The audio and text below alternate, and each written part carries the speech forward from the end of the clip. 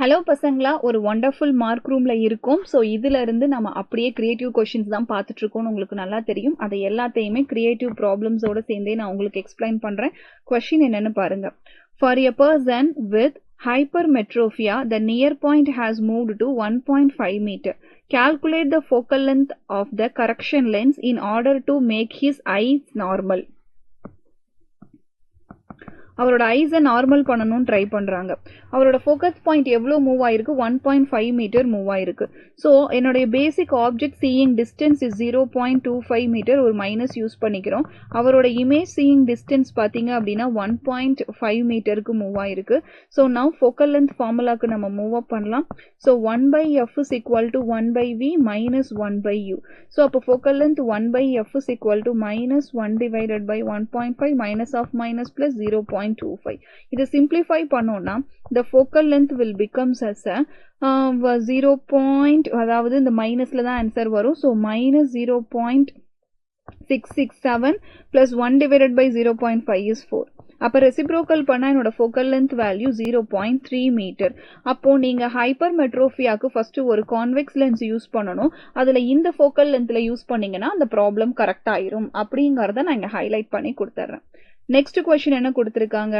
கிளியரா இங்க எனக்குள்ள பாத்தீங்கன்னாவே தெரியும். ஸோ நெக்ஸ்ட் கொஸ்டின் என்ன கொடுத்திருக்காங்க? பார்த்தா பெருசா இருக்கு, அதெல்லாம் கிடையாது. A source of sound is moving with velocity 50 meter per second towards a stationary listener. The listeners ஓட frequency கொடுத்திருக்காங்க.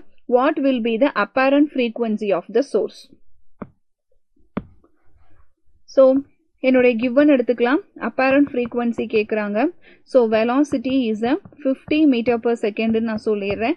apparent frequency f dash is equal to f of v divided by v minus vs. Therefore f dash is equal to f of v ஓட value வந்து நமக்கு 3 எவ்வளோ கொடுத்திருக்காங்க அப்படின்னு சொல்லி பார்த்தீங்கன்னா 330 meter per second. So 330 divided by 330 minus 50 அப்படிங்கறத நம்ம இங்கனக்குள்ள அப்ரோச்சபிளா எடுத்துக்கலாம். So அப்போ the actual frequency into 330 divided by we will get 280. So அப்போ actual frequency ஓட வேல்யூ எவ்வளவு கிடைக்கும்? So that is 1000 into we can go for the calculation. So இந்த calculation பாத்தீங்கன்னாவே உங்களுக்கு highlight clear-ஆ பண்ணிருக்காங்க. That is 330 divided by 280. அப்ப ரெண்டையும் நீங்க என்ன பண்ணுவீங்க? சிம்பிளா டிவிஷனுக்குள்ள எடுத்துட்டு போவீங்க.